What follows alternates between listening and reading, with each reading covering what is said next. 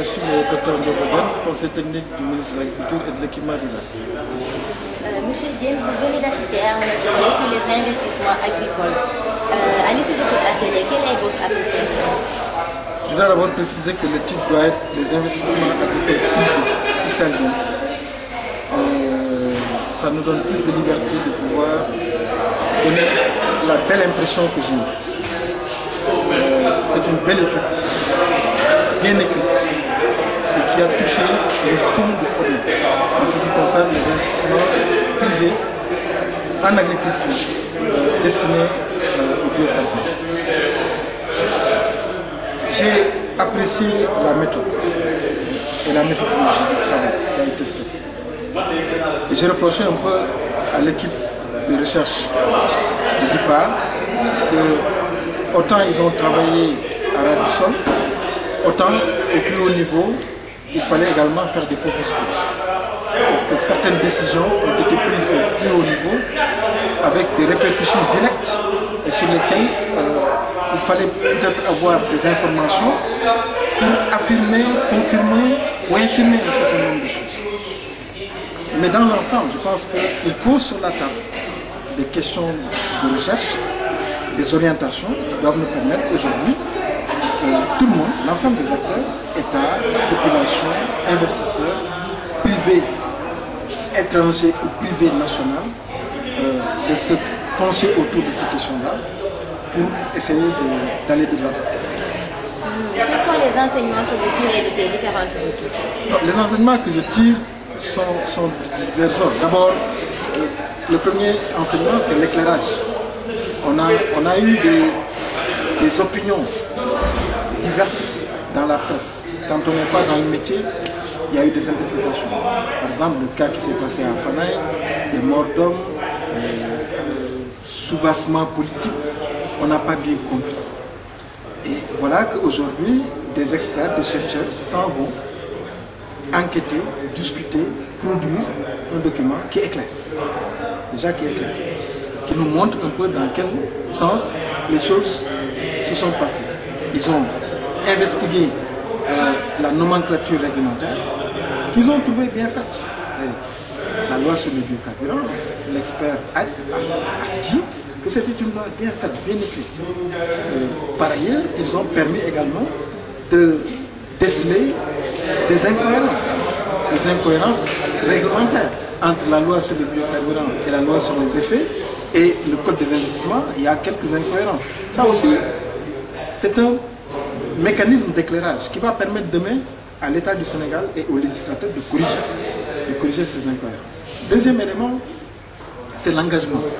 L'engagement aussi qui est retenu de par les acteurs sur le terrain qui ont été engagés, qui ont été des acteurs actifs et directs et qui aujourd'hui se disent mais finalement nous avons assisté à une supercherie nationale et qui le reconnaissent, les détournements d'objectifs par rapport à des projets qui étaient littéralement, disons, inspirés par d'autres programmes d'énergie renouvelable et qui malheureusement ne répondaient pas à l'objectif qui a été maintenant déroulé. L'autre élément aussi d'engagement, c'est de se dire, mais en réalité, nous allons donner des hectares alors que on veut donner plus que le potentiel qui existe sur le terrain, qui est également là, mis sur la table, où les gens se disent, mais finalement, soyons encore plus responsables.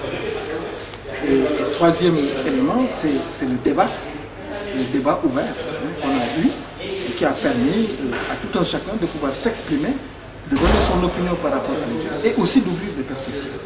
Je pense que vraiment, on a là 3 éléments d'éclairage, d'engagement et d'ouverture vers des perspectives qui permettent de dire que l'IPAR a vraiment réussi son atelier d'aujourd'hui.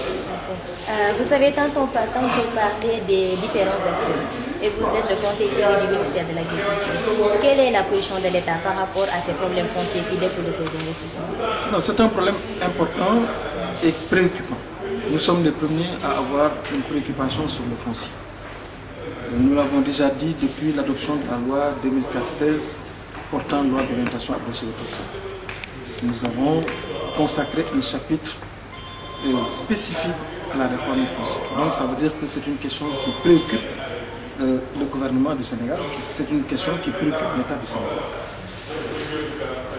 Je dois vous rappeler que les biocarburants faisaient partie de notre ministère avant même qu'on ne le sépare.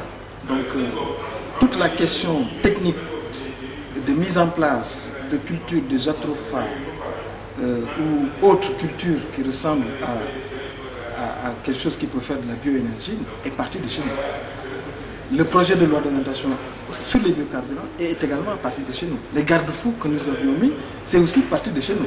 Donc, c'est dire que la question foncière, nous l'avons appréhendée dans sa globalité et nous savions que ça devrait être l'élément central de la question sur la bioénergie. Donc on est partie prenante en tant que ministère de l'Agriculture et du Développement rural. Et nous continuons, même si aujourd'hui on a un ministère de l'énergie qui s'occupe de cette question-là, le ministère de l'Agriculture est incontournable par rapport à cette question de bioénergie, parce que d'abord il s'agit de plantes. Et comme il s'agit de plantes, nous sommes évidemment au premier chef pour cette question-là. Dans les études, il est ressorti une défaillance dans les processus d'acquisition foncière et de consultation des populations locales. Quelle proposition faites-vous pour éviter cette défaillance? Non, la proposition que je fais, ça va dans le sens de ce que nous avons déjà dit et adopté depuis longtemps. Il faut aller vers une réforme du foncier. Il y a un dispositif hors la loi qui se passe dans ce pays-là depuis très longtemps. Les gens font des spéculations foncières, les gens vendent et achètent des terres au vu et au su de tout le monde, ce qui est non conforme à la loi 64-46. Nous avons proposé des axes et des voies de réforme dans la loi d'orientation agricole. Il faut qu'on passe maintenant aux travaux pratiques. Il faut faire des propositions de projets de réforme qui essaient de concilier les pratiques actuelles, donc de reconnaissance du droit coutumier, ce que nous avons dit comme principe dans la LASP, de cessibilité encadrée. Quand on dit cessibilité encadrée dans la LASP, ça veut dire que nous sommes conscients que les gens achètent et vendent, mais il faut encadrer tout ça. C'est ça la cessibilité encadrée. Troisième élément, c'est la transmissibilité successorale pour garantir aux exploitations agricoles familiales leur viabilité. Sachant que l'exploitant qui part pour l'au-delà est sûr de transmettre son pacte foncier à son fils ou à sa fille. Et également, quatrième élément important, c'est une source de revenus pour les communautés rurales et également les collectivités locales. Donc vraiment, la LOSP a mis les principes de reconnaissance des droits des communautés rurales et des exploitants, les principes de cessibilité encadrée, le principe de transmissibilité et le principe de pouvoir faire de la spéculation avec la terre en pouvant s'octroyer du crédit et des garanties. Donc les voies sont ouvertes. Maintenant, il faut les creuser, proposer des choses. Et ça, nous attendons les parts de ce point de vue. Et selon vous, quelle est la place des gros investisseurs dans tout cela? Non, ils ont de la place, qu'ils soient nationaux ou étrangers, ils sont les bienvenus.